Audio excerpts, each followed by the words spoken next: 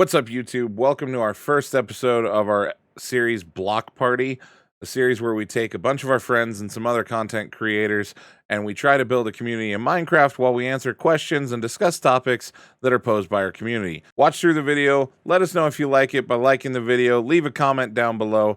Don't forget to subscribe to the channel so you don't miss any more of these episodes. Hope you enjoy. First up, we got Toad of Steel. You guys can find him over at twitch.tv/Toad of Steel. He also streams. Make sure you check him out. He will be here with us today. We have Shay Tonic. Oh, okay. Well, fair enough. You got Shay Tonic. She is not streaming. Philly Fox. Find him over at twitch.tv/Philly Fox. Another awesome streamer, and I imagine is also streaming his perspective of this. Not tonight, but not tonight. Okay. AI Hollow Rose. That's at Rose Does Streaming. Find her at twitch.tv. I know she is definitely live. You can see her perspective of this. Hannah here is Groovy Harmony. You'll probably hear people refer to as Groovy, even though she's got her actual name displayed. No one calls her by that anymore. She's lost her real name. And then Shirker Sama is, as always, Jacob. And Y19 is Kyle. Really? We've started with the violent. We're supposed to be peaceful. This is supposed to be a podcast. God. First rule of podcasting, don't punch the host. I hate you guys so much. You did kill me before we went live. I didn't mean to. You I do have video of it. I didn't mean to. All right, so you guys can go ahead. That's your introduction to these wonderful blockheads. What the fuck did you call us? I called you blockheads. You're welcome. All right, guys. So the first thing that we're gonna start off talking about today is favorite retro games. Since I don't know if Groovy has any experience with podcasting, we're gonna put her on the spot first because it's a lot of fun. No. Yeah. You monster. Oh yeah. Well, of course I am. You've known this. Yeah. Okay. So we'll go ahead and start it us off. What's your favorite retro game? Honestly, I know it sounds like basic or whatever, but like Super Mario Bros. It's a good one. Always had fun with that one. I liked Frogger too. Frogger. Oh, now there's a game you don't hear very often. Those are some solid choices. Classics. Those are solid choices. Now, question for you: when you say Super Mario Bros., because I get this sometimes, especially talking to your generation. Which Super Mario Bros.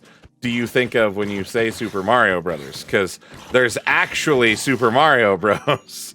And then there's, all of the games that came after. Well, some of the earlier ones, I guess, is what I'm thinking about. One of the original Super Mario Bros. I remember playing that on the Nintendo. There you go. Some good old NES. Yeah, no, not NES.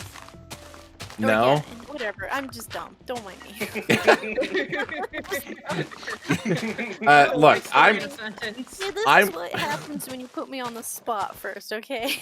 I'm gonna put Shay on blast next. What's your favorite retro game? I've left the server. No, I'm just kidding. Oh.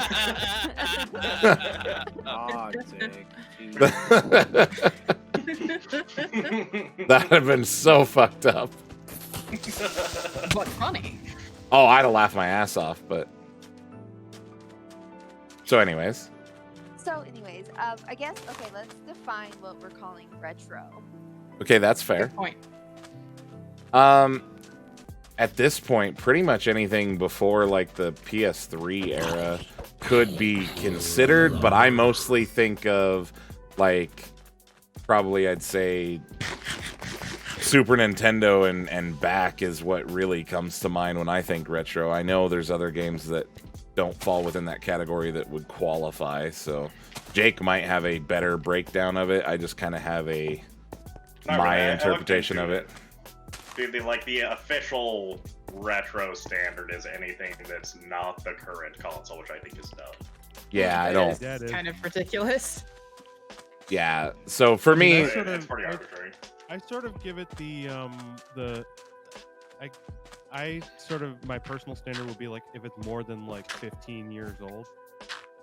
yeah, that Okay. We can make that our cutoff. Makes sense Yeah. to me. Anything before 2006, basically. yeah, that makes sense. I like that. I actually like that. And it makes a lot of sense. So know, there like, you go, yeah, Shay. just sort of like, set a certain number of years back from current year. Some people would say like more like 20, but given that video games are a newer medium than like film or TV, it's 15 seemed appropriate. I agree. I think it's a good number. I can Yep. work with that. So then I'll say the console would be Nintendo 64 and either Diddy Kong Racing Okay. or Hey You Pikachu. Okay. Oh my Uh, goodness. I have to be honest. I didn't play either of those. Really? Those I are have- two of my Racing was good. favorites. There's one I played that you didn't. And I have never played either of those games. But that's interesting. Also, Hey, You Pikachu was awesome. Shay, see, Shay, Shay, a question Jake, for you didn't play Jake. that game. For Jake's, uh, I should say, benefit. I think that's yours. That's yours. Do you hold any maybe world records in this racing game? Me? Yeah. Yeah. Oh, I wouldn't know. I'd have to drag out the 64 to find out. Yeah. Well, maybe you should and look at the leaderboards and see where you're I at. think we should just assume yes. Yeah. Also, there aren't leaderboards for that. I'm gonna go Not built-in ones. with third place. I'm gonna be modest about it, and I'm gonna say top three. Shay, why would you do that? There's no proof. Make yourself number one. Declare it now. It'll be on the internet. No one can disprove it. It's a perfect crime. I mean, claim.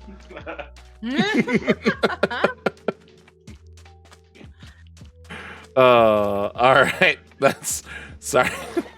God. Since you're talking already, Jake, what's your favorite retro game? Oh, that's easy. Final Fantasy Tactics. See, I knew that was going to be the answer. That's why I figured we'd just get it out of the way real fast. That's the second greatest game ever made. I don't know if I go quite that far, but So, Toad, what's your favorite retro game? Oh, that's easy. The Elder Scrolls 3 Morrowind. Ooh, Okay. Yeah, that was a good one. Interesting. I liked that one. Wow. How the first bad choice. Shocking. Wow. Shots fired. I figured that was coming from Jake. I just have very bad personal experience with the others. You know Jake had to come out swinging. It's just the way he Well, is. yeah, I mean, I'm on the list, so yeah. That's Exactly. Yeah.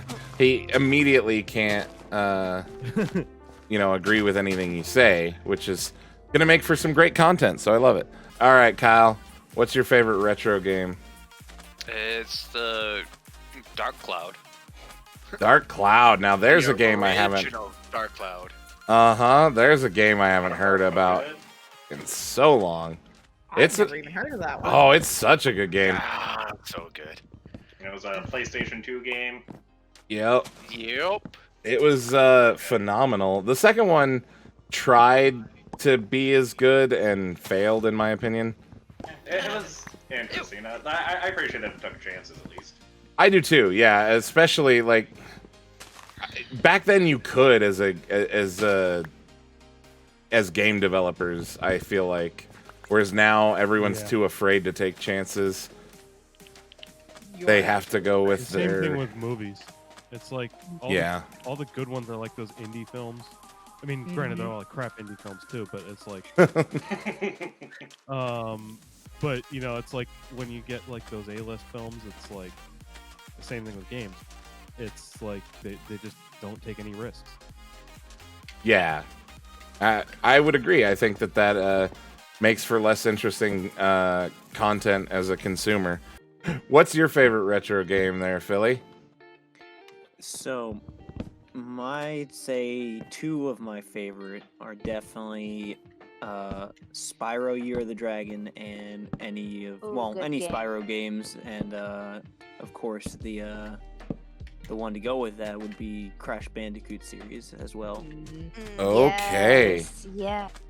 Crazy. That's was not what I expected from Philly, but also all right. What did you expect from me? I expected a JRPG, if you want me to be honest.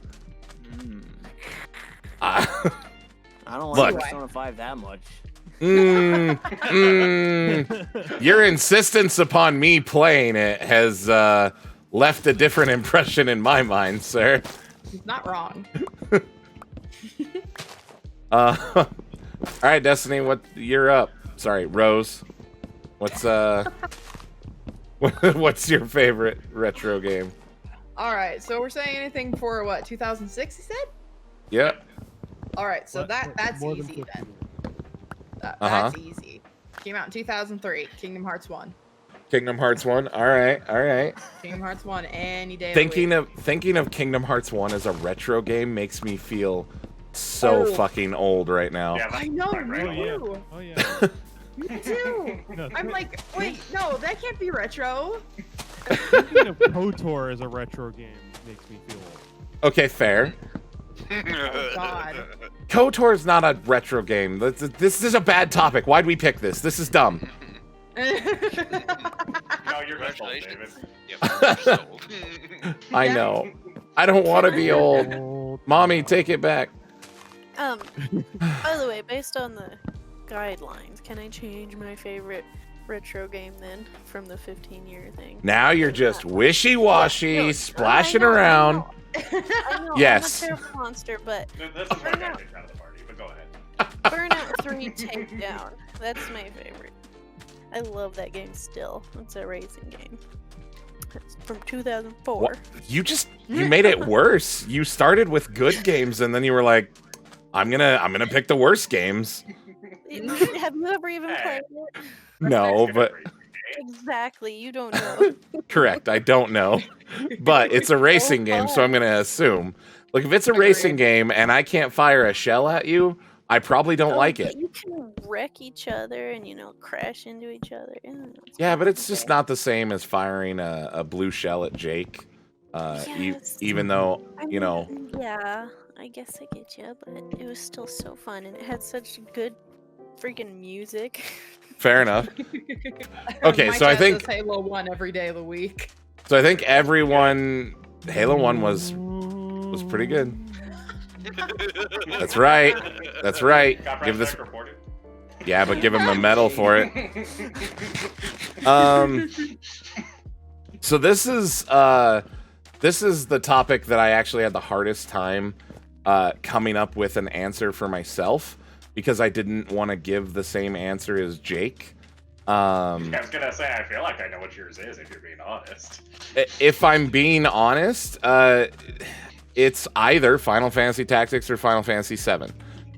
Probably 7 takes the Yes. cake a little bit more than Tactics, just because I spent so much more time playing that one and being able to get engrossed in the story. The first couple times I played Tactics, I wasn't actually able to get into the story of it. It is a pretty rough, 90s Japanese English translation. I will. Yeah, it The is. story kind of obtuse. Yeah, but yeah, I would say that has to be my favorite retro game. I have beaten Final Fantasy VII, not including the new remake. I have beat the original Final Fantasy VII 9 times. Wow. Yeah. And this is why I grew up with an obsession with Cloud. Uh, Because my brother played it all the time. Look, I mean, that's the wrong character to obsess over, but I get it. Look, Yuffie, Vincent, Sephiroth, and any of those characters, but Yuffie's great. Chef's kiss. Oh no, he said Chief's I was- kiss. Is Chief's kiss what happens when you lose the Super Bowl? It's Master wait. Chief. Oh, Ooh. I was the guy that actually, in terms of Final Fantasy protagonists, I actually preferred Squall over Cloud. I don't. To be honest, I'm not a big fan of either. But... I'm not a fan of Squall at all. I prefer Cloud any day of the week. Like But it's also because for me at least, like my headcanon is that Squall is autistic. Gotcha. And so I, as someone on the spectrum myself, I sort of identified with that. Now, here's what I have to say to you. With that, like that simple reframing, I would enjoy Squall a little more. Also, Like, it makes sense. Like that, but that's just my headcanon. It's not like it's an official thing. I mean, Right. It could just be, like, yeah. 'cause Well, the writing was kind of janky in that game. I don't know if you know this, Toad, but we're doing a podcast right now, and part of what No, I know. any of the wonderful podcasts that I listen to, part of the best bits are, look, we just decide things are canon now, and that's just how it goes, and that's just now truth. So official That's been my headcanon for years. official Block Party canon, Squall from Final Fantasy VIII is autistic. I love this. This is Yeah. now canon. It's official. It's now real. Yes, agreed. It was discussed on a podcast, guys. It's totally credible. Yeah, sources in your Wikipedia articles making this claim. That's right. Oh my god. Oh my god. Oh. But it's like when the reason why I said that is because it's like, when you look at his internal monologue, he's like going through like a zillion things, and then he just says whatever. And Yep. Like he's very socially awkward around people he doesn't know, but once he gets to know them, he's like, really loyal to them and things like that. And it's like, that's all shit that I did. Oh yeah, the minute you I said can that, identify with I that. started to think back to like some of the like scenes and stuff, and it makes Squall's character make way more sense. Because like with Oh, yeah. Cloud, you get the explanation eventually that okay, well he's a clone and da da da da da. Right. It felt like you never got that with Squall, which was part of the reason why I actually didn't like that character, is because he was just an aloof, kind of standoffish asshole just to be that way. But That's what I was in high school.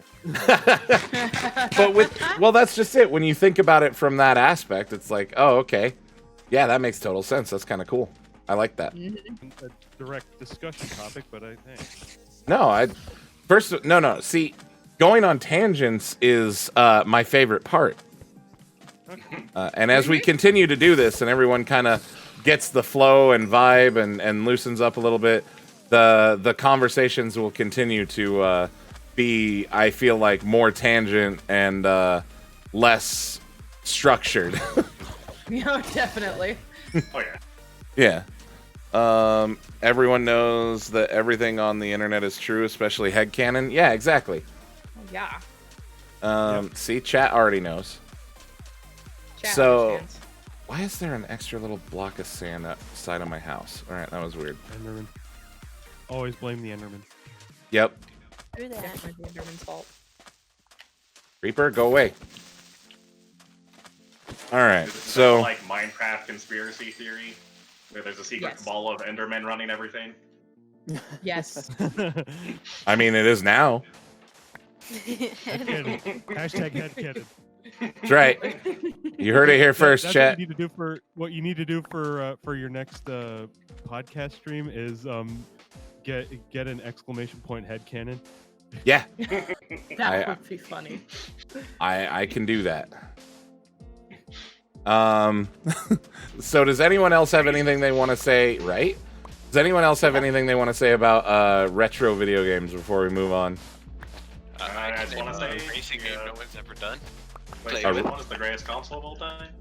Hang on. All right, Kyle, you said what now? So another fun retro game I had, not because of the actual game, but because of the load screen. Huh? Was I gotta called hear Test this. Drive. Oh yeah. I actually know All Test you play Drive. on the load screen is Pong. Yep. Oh my While God. you're waiting for the next scene to load, you just play Pong while you wait. Halo. Oh yeah, Halo. like there was a point in like the late PS1, early PS2 era where every Atari game had like Pong somewhere in there. Yeah, it was Yeah. fun. That's fair. The mini game. Like there was a racing game that Atari did that had Pong on the loading screen. So, yeah. Nice. So chat is saying that Halo is the best FPS with the best soundtrack. And I do I agree it has a pretty dope soundtrack. It Yeah. has an amazing soundtrack. I think that Halo is what caused modern shooters to be what they are, and sometimes that's Right. good, sometimes it's bad. There is what I have personally dubbed the Halo scale when dealing with FPSs, because sometimes people try to developers try to lean too much into that and make it their own, and you end up with Call of Duty Advanced Warfare, which was absolutely awful.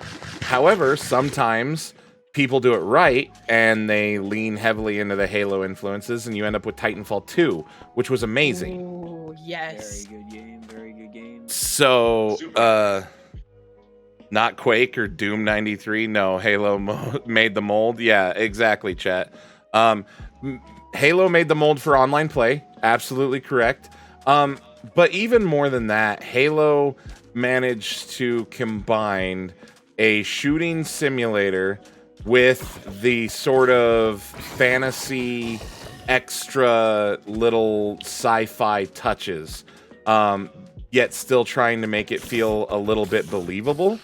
Whereas some of the more iconic earlier shooters, even some of them like the old Doom and Quake and stuff like that, the level of realism or I guess groundedness was not there. Halo, for its time, had a sense of realism and reality.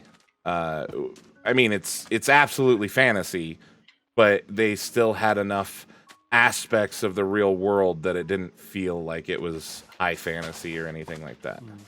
Well, Yeah. that actually that was if you want to talk about retro shooters, like I remember playing like the classic Wolfenstein back in the day. Oh yes. Oh.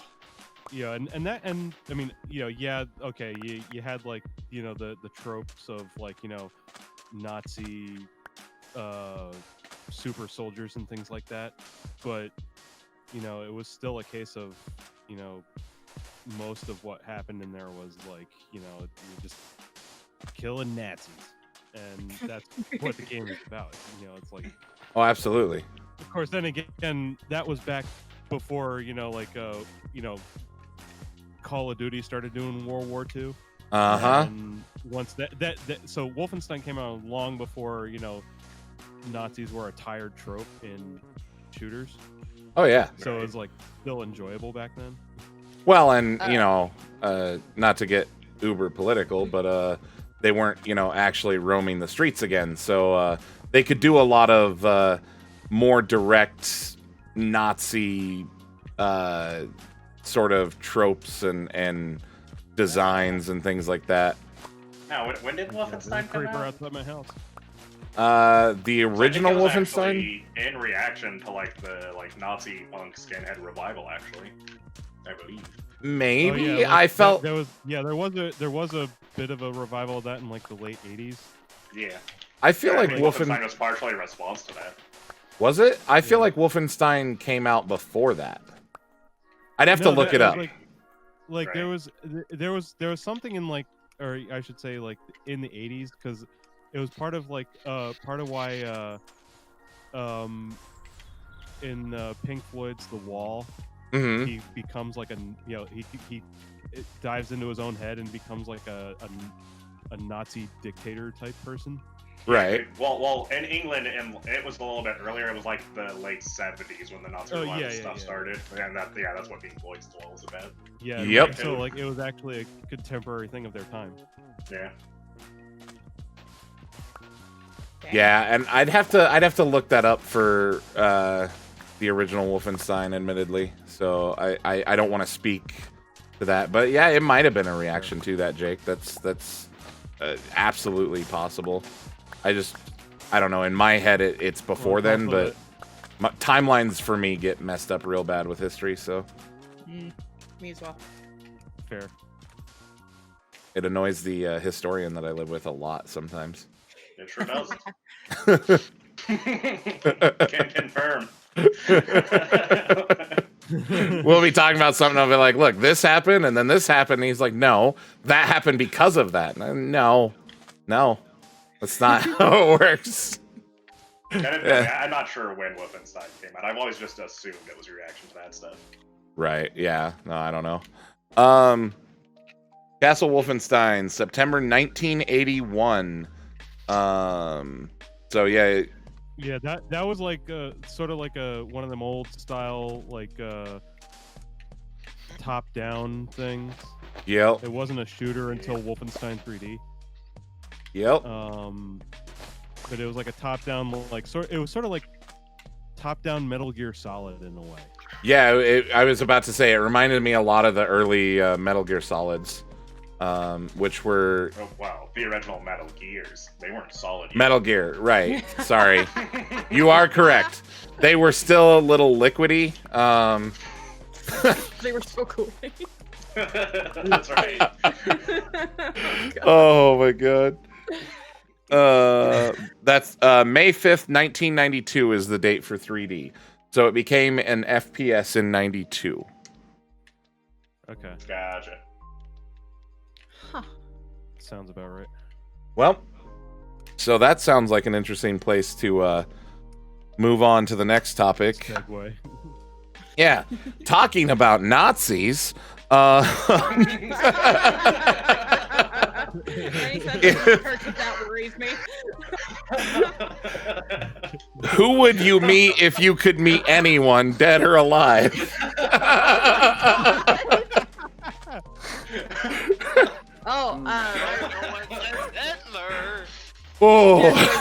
After that comes the days of first-person shooters: Doom, Hexen, Wolfenstein, Rise of the Triad, and so on.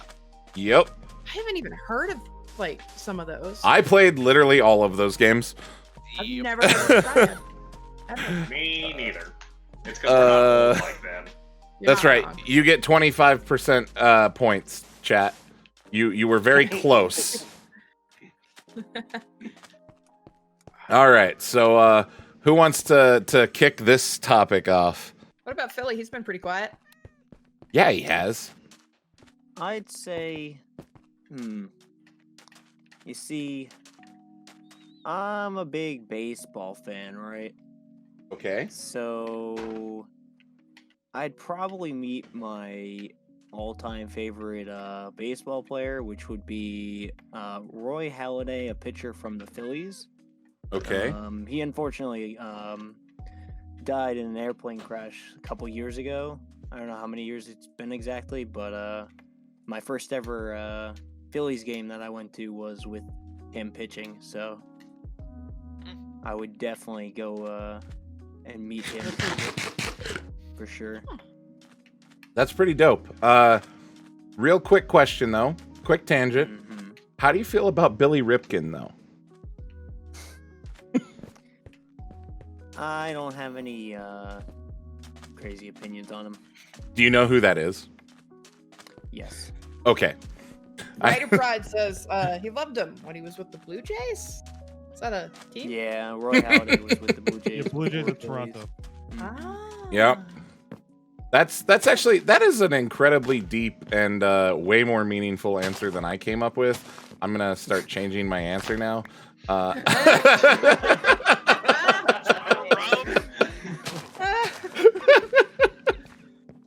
my god. All right, Shay, spotlight time.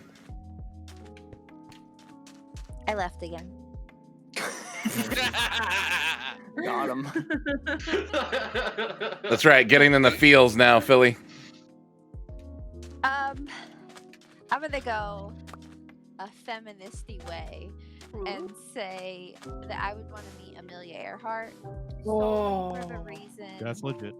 of I want to know what it was like to be like a revolutionary woman in a strictly men's field, especially something like being a pilot, because like no woman had charted the territory that she did, and I would just love to like pick her brain and see what, you know, how she was treated, how she got successful, how she got somebody to fund her. Just so that's who I'd want to meet. Legit answer. I'm definitely changing my answer now. Answer sucks, David.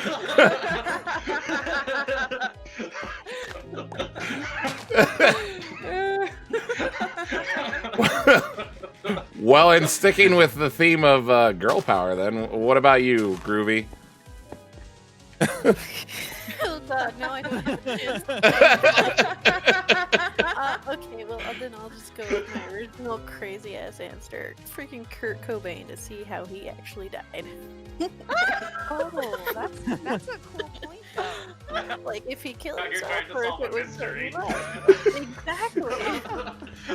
So we got you know, baseball connections and feelings.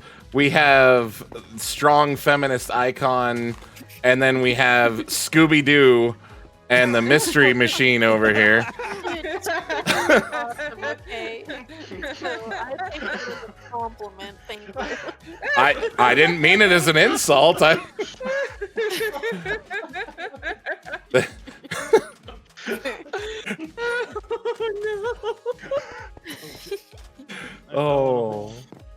Oh my goodness. But yeah, Bring it that's- back to Minecraft. That's what originally came to mind for some reason. Okay. All right, nothing wrong with that. I appreciate that you're using your choice to, you know, like be productive to solve a thing. Exactly. I would say that we don't all know that he was murdered, Gary. I would say, in fact, that it's very inconclusive, Exactly. but it's a strong possibility. If breaks the case open, we won't know. That's right. Exactly. Get on it, Writer Scooby-Doo. would like to meet Robin Williams. Oh, yeah. God damn it! Chat. Quit taking my answers.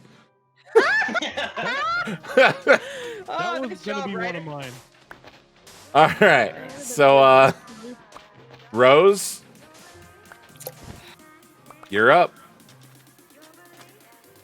Man, these questions are hard. I know, right? That's a I'm torn talk for between another two. time. I'm torn between two. I'm not gonna lie. Yeah. I would love to, and it's dead or alive, correct? Correct. Yes. I would love to meet Julie Andrews. Okay. I have loved her since I was a little kid. She like inspired me, and she holds herself like a freaking queen. Like that woman is so fucking regal. I would love to meet her and just sit down and talk with her. All That right. would be amazing. I can respect that. Not gonna lie, the first person I thought of was Hitler, so I could punch him in the face. I know. I thought of it too, but I was Ah. like, You're really going with the Marvel approach there. Yeah. Wow. Captain America is that. That kind of perfectly segues into my choice, which is Jack Kirby. There, I knew it. Do you want to ask him how many of pieces of his work Stan Lee signed his name to? No. Oh, okay. No. No, if I had two choices, my second would be Stanley. I love Stanley. I also love Stan Lee. I just I didn't know where you fell on the whole Jack Kirby Stan Lee camp, because it seems to be pretty divisive against comic book nerds. Mm-hmm. Yeah, I think it's just a matter of like not having standardization of the way things were credited in the time. I think you need to think of anything that Stanley, you know, quote unquote wrote. You have to think of him more as an editorial position. Right. But in that position, I think he's like one of arguably the most important person in the comics. But he's not my favorite. That's Jack Kirby because he drew Captain America punching Hitler. True. He absolutely did. he's the kind of guy who, like, when they were, like, getting, you know, all these, like, pop culture people to, like, decide what they wanted to send into space, you know, aliens to theoretically find, everyone else was sending, like, these, you know, like well-wishing stuff and, like, stuff to try to make peace with them. Jack Kirby sent up, like, a art of, like, superheroes because he wanted aliens to, like, have the fear that we might have superpowers. Yeah, no, I'm so glad you brought that up. That is, by the way, my favorite factoid about Jack Kirby. Absolutely. Dude, That's amazing. Jack Kirby was awesome, and I absolutely agree. He would be an amazing person to meet. 100%. Yeah, no, that's awesome. I'm glad you went that direction with it. Also, I'm always happy to talk about anything in the comics industry. I mean, it'll probably realistically be the next podcast topic you and I start if we ever finish Malcolm in the Middle. Fair enough. But that's, you know, years down the line. We have years of Malcolm in the Middle content still. Pretty. There's a lot of that show. There is a lot of that show. Also, check out on Spotify and wherever you get podcasts. Check out Life is Unfair. But now that the shameless plug is out of the way, look. Plug yourself, man. I will. Oh, way to be a corporate shill for yourself, David. That's right. You're goddamn right, Jake. Kyle. What? Oh, you want me to go now? Yeah, Phil. No, Oh, no. I don't want you to go anymore. You're done. Oh, okay. Got it. Rough. Well, you consider that a privilege? All right, Kyle. Let's hear it. I really don't care to meet an individual. I'd rather meet a group of people. Okay. So it'd be more of along the lines of my ancestors, just to see where I've came from. Okay. Damn. Fun. Follow-up question to that, though. Like, how far back? Because, I mean... all the way. Like, to caveman. Like, all of them. Yeah. To the part where you break off from the original whatever. Yep. Okay. So how are you gonna talk to like the original amoebas and shit? I'm just curious about this. Like I want to know about logistics here. Asking all the important questions. I'll figure it out. Don't worry about it. Figure it out, that's what I say. Figure it out. All right. So that's And plus, it's already talking to the dead. So, look. Touche. All That's a good point. he does. All kidding and joking aside, that's actually a unique answer, and I like that approach. I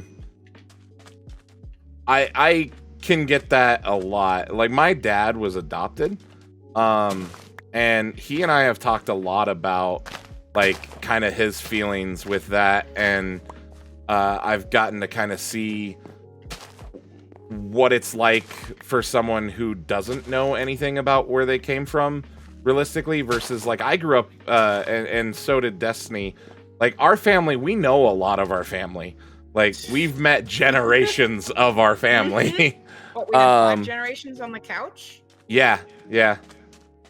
So I mean, and yeah, there's obviously people that we don't know and obviously never met, but we have a pretty strong sense and tie to our family, whereas getting to see the perspective from someone who really didn't grow up with that is interesting to see. So it's I find that answer interesting because some people where they came from and their ancestry and their history doesn't matter to them at all, and other people it messes with their identity and their sense of self actually. And suddenly everyone went quiet. No, I was just contemplating that actually. Yeah. Sorry, my Yeah. brain's This on game dial-up sucks. Wi-Fi. This game I'm sucks. trying to decide if I want to meet my ancestors. Oh yeah. Like, there's a pretty good chance we get into a fight. Yeah, But that's just you. I That's- feel like I would fair. throw hands with my ancestors as well. Like I feel that sentiment. Well, like on my dad's side, there's a weird thing where like every other generation of my family would like get super rich, and then the generation after them would just fuck it all up for like a long time, having looked into my ancestry. Huh. I just want to find one of them that fucked it up and be like, I could have been rich, asshole. I could have been a trust fund kid. What the fuck? Oh my god. I can't imagine We you as had a... a castle at one point. A fucking castle. What happened? Man, they fucked y'all. Dude, I can't imagine you as a trust fund kid. I've been so good at it, though. You do have the pretentious assholeness, so. Exactly. And I'm lazy. I got it all. Oh Could my have been a god. pro. Oh my god. Jake, you would be the generation to fuck it up, though. I could see that. Fine. That's...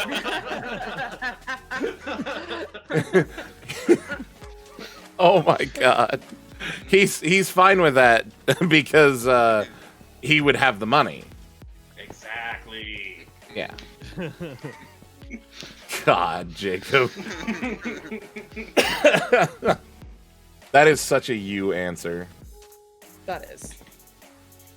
All right. So again, as I already admitted, I lost track on this topic.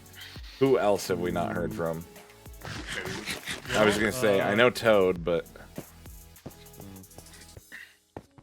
I would like to meet Leonard Nimoy. I'm a big Trekkie, okay. That would be cool. Nice. and I never got a chance to meet him when he was alive. So, you know, he had a very peculiar stance on the character. You know, like because he got typecast. Right. When it first happened, but then he learned to accept the role and like really, you know, incorporated it into his own life as a human being. And you know, he's said before that like there's actually a lot of because he was raised, he was Jewish, and, Right. He would talk about like how like his faith in Judaism actually helped frame a lot of the stuff that the character did. Like the whole Vulcan salute thing is based off of a Jewish blessing. It is. Yep. In fact. I was gonna say I grew up with Rose and I are very distantly removed, but we're Jewish. And I so actually have started practicing a little more Judaism in recent days. yeah. Well, I still identify as a Messianic Jew, not to get too much into religion, but yeah, no, it is always interesting to see that kind of stuff, and I've always liked that whole aspect of that. Especially, it's very interesting to see that in a series that was very much so created and designed with a very humanistic ideology. Yeah. Mhm. But you know, in a way, it was, you know, incorporating the symbolism of it, but it was still like, you know, a very, you know, things that weren't necessarily specific to a particular religion. Right. Yeah. No, absolutely. And you know, so because it's like that greeting of the Vulcan salute where he says live long and prosper, it's actually from a blessing that appears in all the Abrahamic religions. Mm-hmm. And so it's like it, because the humanism element wasn't about, you know, because you have to remember it was created in the 60s, and so there was like, you know, a lot of you know, counterculture movement happening at the time, and you know, that the humanism elements didn't necessarily mean like all religions bad. No. You know, it was just, you know, but we're moving, you know, like that was like when, you know, when John Lennon wrote Imagine, and you know, it was just a matter of, it wasn't so much making religion bad, it was making religion forcing themselves onto others bad. Right. Yeah, it's and that, you know, being what we would today call agnostic was a legitimate way to, which we think of now as normal, but back in the 60s it wasn't. Right, it was very counterculture and against the American way of life. Yeah, because that arose out of against what happened in the 50s, which was where they pumped up religion because it was because the godless communist thing, because the Cold War was going on. That definitely had a massive effect on it. Yes. Yeah. But either way, based off all that tangent, it's just Leonard Nimoy is a guy that I would want to meet. I really regret not being able to meet him when he was still among the living. Yeah, Fair enough. Nimoy isn't one of them that my parents got to meet. They met they met Sulu, George Takei. They met George Takei, I can't remember her name, but the Lieutenant Uhura. Oh, Nichelle Nichols? Yep. Sure, yeah. There was actually a story that she had that her biggest fan was Martin Luther King. That's funny. And because of it was the first time where talking about the 60s and the civil rights movement, Right. it was the first time where TV depicted a black woman in a position, not so much a position of importance. We think of that as normal now, but again, 60s. Right. Yeah. No, absolutely. It was a very iconic role, and it changed a lot of things. She was going to leave the show and go back to Broadway after the second season, and Martin Luther King came and talked her out of it. I did not know that. Huh. Yeah. Okay. I've heard that story as well. It's one of the few pieces of Star Trek trivia I actually know. That's one I'd never heard. That's actually super interesting, and like I know. Again, I'm terrible with names, and I will forget her name by the time we finish this conversation.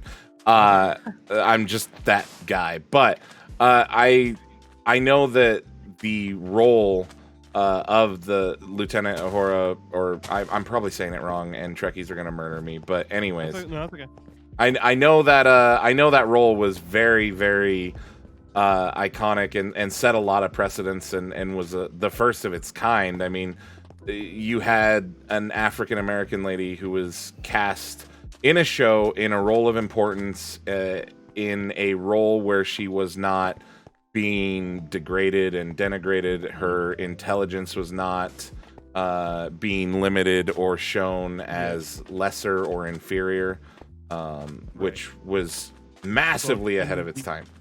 The other big thing that made it ahead of its time was that it was a role that it wasn't dependent upon her being black. Right. It was, and that's one thing that Martin Luther King said is that, if you leave, that door could easily be shut because the character doesn't have to be black. The person at that station could even be a literal alien. Yep. Right. And, that's what because like every Martin Luther King Day the interview that she did shows up on YouTube, and where she talks about that experience. I'll have to check that out sometime. Me as well. Yeah, you can look up like Martin Luther King Star Trek and that interview will show up. Huh. How did we get on Star Trek? Because that's Toad. I mentioned Leonard Nimoy and yeah, and then we went on a tangent talking about that because Toad wants to meet Leonard Nimoy, who I think that just leaves me on that topic, right? I think so. Yeah, I think so. Yes. Oh, well, shit. Big something, David. Look. Better be a good answer. Yep. Or we're gonna shun you. Ooh, I'm gonna get shunned. Shun the non-believer. Shun the non-believer. So I've tossed around a lot of ideas for this topic. This is the topic that I had, I think probably the hardest time coming up with an answer prior to going live. I have considered a lot of people, especially like I studied martial arts for years and years, and there are people. I'm not gonna say Gary. I do want to meet you, but I feel like I already know you. But no, like, because part of me wants to say our great grandmaster, the man who founded it, it would be interesting, but I don't really feel like that would be like if I only got to choose one person, I probably wouldn't choose him. Man, that's a hard one for me to answer, and as lame as the answer is compared to any of the answers that we have come across so far, I would look. Kurt Cobain's a good answer. All right, you wanted to go play Scooby-Doo. All right. Honestly, I want to meet Bryan Cranston. Okay. Jake and I have pseudo started a cult that follows that man. I have watched almost everything that he's in, period. But I am, when you spend that much time consuming content that people make, you start to wonder, or at least I do, you start to wonder what they're like as a person. You know what I mean? And I'm very curious as to what the man Bryan Cranston, when he's not portraying a role, is like, because he's so good and his acting is so top notch that he can assume so many different roles and be what he needs to be. So I'm and he takes risks, he does his own stunts. The man is a freaking legend. He literally, okay, for an episode of Malcolm in the Middle, he let them cover him in a suit of bees. Like, honest to God, thousands of bees crawling all over this man. For a TV sitcom. And he's like, yeah, I'll do it. It's not a stunt double, nothing. It's not, they didn't have CGI. He just, yeah, go ahead. Cover me in bees, it's fine. And there's a bunch of stories like that we've discussed in the Malcolm in the Middle podcast that we do about Bryan Cranston, but also just like some of the stuff from Breaking Bad and his new show. I don't remember the name of it, but he plays a judge, and it's really interesting. Isn't it just The Judge? Is it? I don't think so. That sounds like a good name. It may not be. It may not be. I don't remember. I only saw the first episode. I have to get access to the show somehow. But anyways. But no, I have a real interest in Bryan Cranston and meeting him. So I know it's lame. I know it's not as good as a lot of the other answers, but that's the one that I came up with. There's lots of historical figures that I would like to meet, but I don't see that as being an experience that would enhance me. It would just be like a learning experience, and I feel like I'll let Jake go do that, and then he can come back and tell me about it.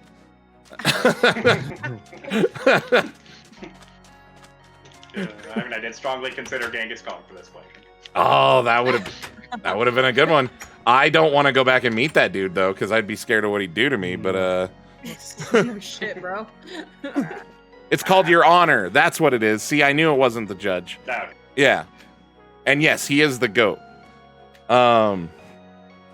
Okay. See, that was a good topic. Thank you very much for suggesting that one, Shay.